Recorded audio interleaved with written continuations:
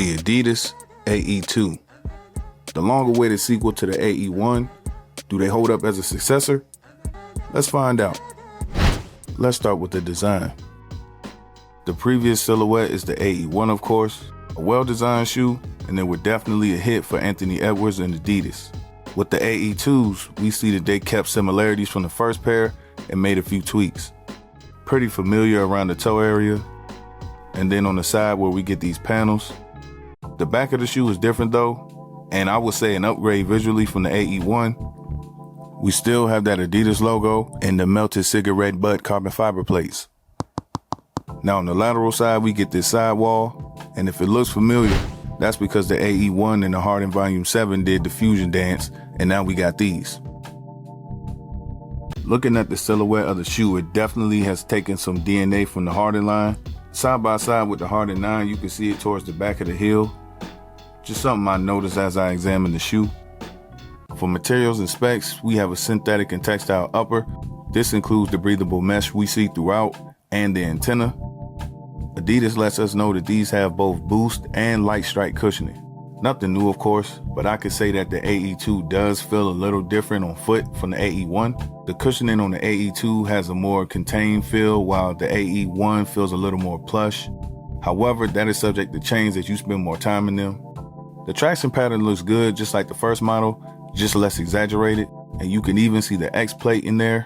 Also keep in mind the consistency of the materials in the outsole. If it's thin and things like that, then you should be cautious of playing in these outdoors. Yep, we doing it anyway because that's just what we do here. The responsiveness is there, my movements aren't limited. I know there's a standard of having the lightest shoe you could possibly play in, but the weight is not an issue at all in my opinion. Here's a look at the outsole after playing outdoors for about 2 weeks, still holding up for now. As far as the fit, I'd say go true to size. Even though my toes are at the top, they're not tight like a vacuum seal flank steak. Overall, I like the design. They feel good playing, and they look good on feet. Another one for Adidas. These have a price point of $130, so $10 more from the first pair. If you're looking for a more cost-effective option, Adidas also just dropped the Dame X for $90. It's also a pretty good shoe. We have a review on these on the channel as well, so go check it out if that's something you're interested in.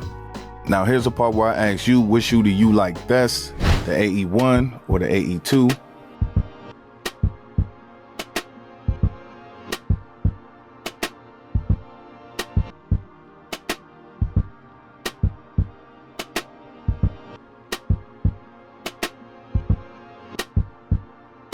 Please let me know what you think.